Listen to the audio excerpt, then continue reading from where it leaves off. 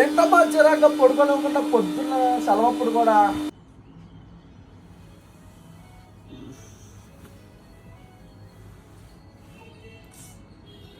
మా టీవీ ఏంటమ్మా ప్రజలు చెప్పాడుతుంటాడే.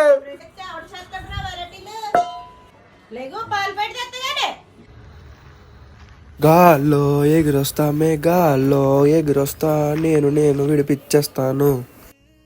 బాబు ఇగో కూరగాయలు. సరే పట్టుకెళ్దాం.